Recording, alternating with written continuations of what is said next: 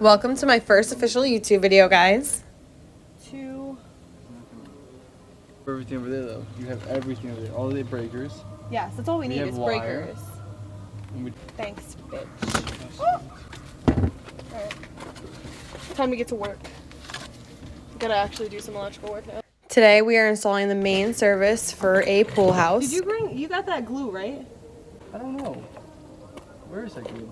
Didn't I have it in my hand? You probably put it in the van. Now I'm gonna have to go get it. The first thing I did here was install the conduit for the fiber. I don't normally do this or run the fiber, but I did it this one time.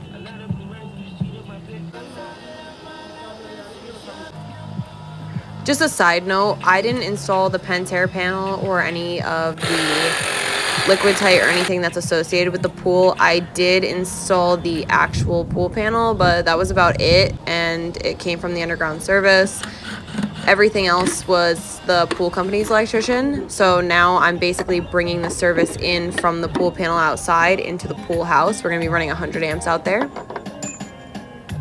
I'm installing this electrical junction box basically on the outside in between the two panels. That way, in case we ever have to splice anything, we can make it really easy instead of putting an LB there, because these wires are a little bit fatter than what is needed for the LB.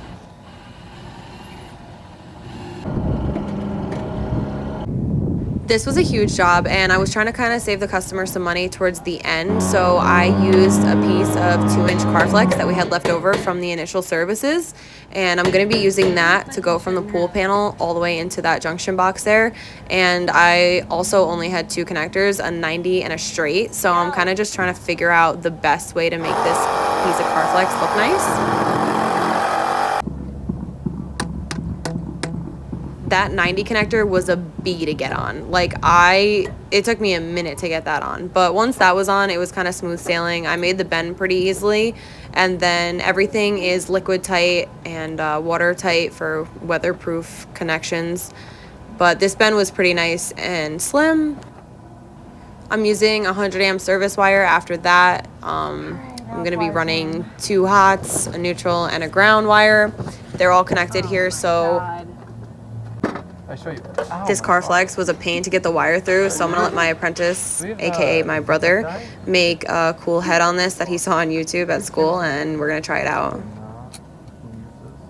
Try it. We're gonna try this. Frankie saw it on YouTube, guys. It's a YouTube special. YouTube electricians. Basically what he did was he wrapped 2 zip ties on different areas, and he pushed it down and then added tape to it, so that way the wire would have something to bounce off of when it hit the 90. That's good, that's funny. It actually did work. It was just a pain in the ass to still get the wire through anyway, but we got it. You're telling me I had 2 pairs in my thing? Oh, that's it.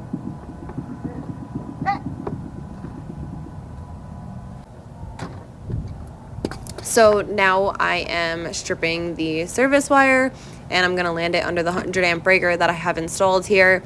This panel is isolated, so the neutrals and the grounds are on separate bars, and I made sure I did that first.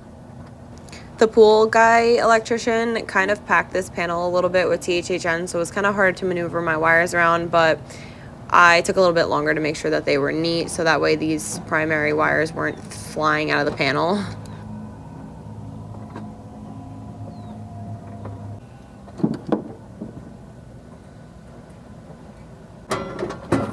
All right here? I can't even leave you on the job site. You throw shit everywhere. God damn. Asshole. This pool panel cover was a pain in the A to get on. It was a little bit bent, but I got it on, and then I had Frankie kind of maneuver the breakers around it. And yeah, so that was it for the outside of this job. It wasn't really involved. It just was a little bit time consuming trying to get the Carflex through and make the wire bend nice and all that good stuff. I labeled it pool house service, and that is what the whole thing looks like. And then this is the inside of the pool house. This is the wiring that I did previously before anything. We waited to do the service wire because we wanted to make sure that the back was completely sided. That way we didn't have it looking jacked up in the back there with like no siding block or anything. So that got installed first. That's why I'm putting this in. But I had previously completed completely wired this panel. It's not a lot, but it has, I think, 7 circuits.